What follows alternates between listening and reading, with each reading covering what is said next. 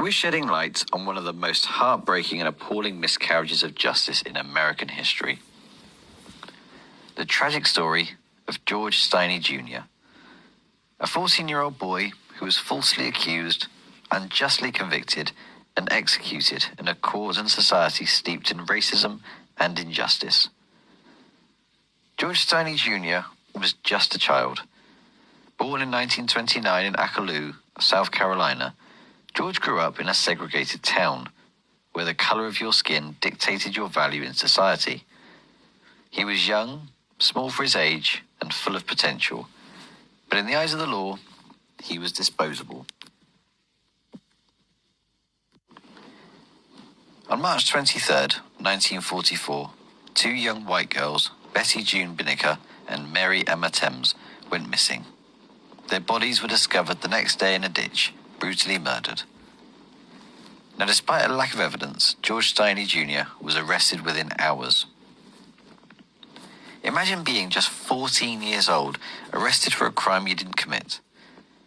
You're dragged away from your home, separated from your family, and interrogated by police for hours without an attorney present. George was denied even the right to see his parents. He was completely alone. The police claimed George confessed to the murders, but there was no written confession, no signed document, and no recording. Later, it was revealed that a key witness admitted to being paid to lie. The only other witness was his sister, who confirmed he had been playing with George the whole time. Despite this, the case moved forward still. The trial of George Stinney Jr. lasted less than a day. That's right, less than a single day. The jury was 12 white men. The courtroom, whites only. No African Americans were allowed in the courtroom.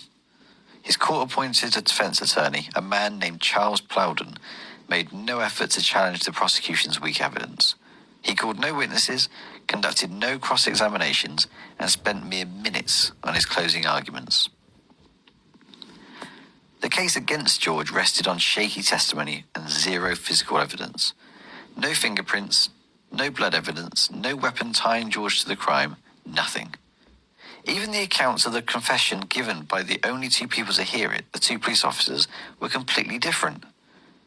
While one said the confession was that George thought the girls wanted to harm him, he accidentally killed them in self-defense, and the other officer said that George's confession was that he had stalked the young girls with the intent of raping them, but killed them instead. Yet the jury deliberated for only 10 minutes before sentencing him to death. Let's pause for a moment and think about this. George was 14 years old, a child. He cried through his entire trial. He cried when he was sentenced to die, and he continued to cry in the days leading up to his execution. The system showed no mercy whatsoever. On June 16th, 1944, just 81 after after his arrest, George Stinney Jr. was strapped into an electric chair. He was so small and so slight that they had to sit him on books to make him fit. His tears stained his face as the guards prepared him for execution. Witnesses reported that his mask slipped off during the process, revealing his terrified, childlike face to the room. And then, they just wished to flip the switch. George Stinney Jr., just 14 years old, was gone. How could this happen? How could a system fail so completely? A court that ignored justice, a defense attorney who didn't even try, witnesses who lied for money, and a society blinded by racism, ready to sacrifice a child to preserve the illusion of order.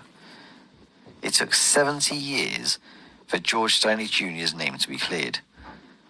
In 2014, a South Carolina judge vacated his conviction, acknowledging the profound injustice that had taken place.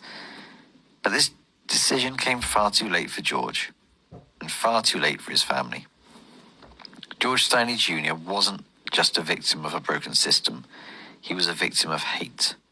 He was failed by the police, the courts, his attorney, and the society that should have protected him. His story reminds us of the dangers of prejudice, the importance of fair trials, and the need for vigilance in the pursuit of justice. George cried in his final moments.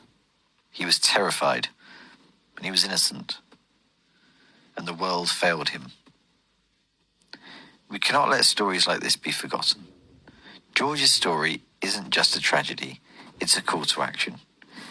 It's a reminder that we must fight for a justice system that values truth over bias and fairness over expediency.